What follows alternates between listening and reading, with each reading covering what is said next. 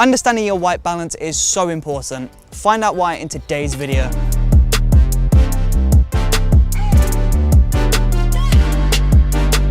Hey, what's up? It's Chris from Brooker Films, and in today's video I'm talking all about your white balance. Now the question is, what is white balance and why do I need to know about it? Well, the white balance is basically the color temperature of your light. When we think about the color of light, we think about it being either warm or cool. Now, if you're filming in a warmer environment, so let's say you're filming in a room with tungsten lights, so these are orange lights, then you're going to want to set your white balance to around 3200. Now, when you're filming outside in the middle of the day, this light is considered to be a cooler light, and this means that you're going to have to set your white balance to around 5500. Now, primarily, the three numbers that you need to know about are 3200, 4300, and 5500. 3200 is a warm light, 5500 is a cool light, and 4300 is smack bang in the middle of them for those middle of the road situations. But what if you're filming in candlelight, for example?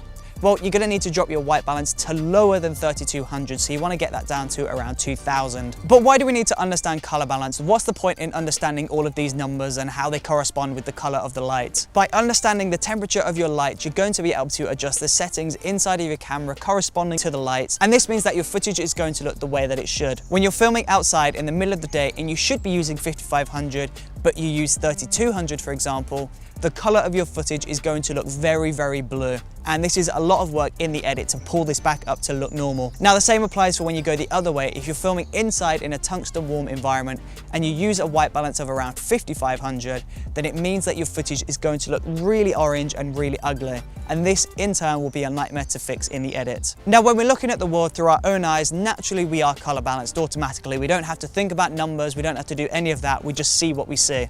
So if we walk into a warmer environment, we can tell that the light is warmer, and if we're outside, you can tell that the light is cooler. So by adjusting the white balance on your camera, you're basically syncing up your camera to your eyeballs. Now, the great thing about most digital SLRs and smaller cameras is that they all come with automatic white balance, so you don't have to think about this too much in the early stages of your career.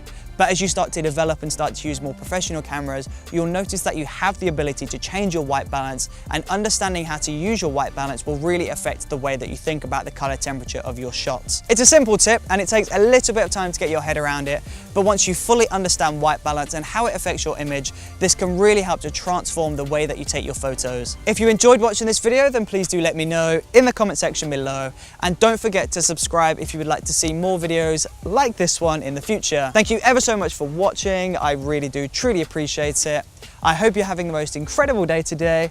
I will see you next time. Thank you for watching.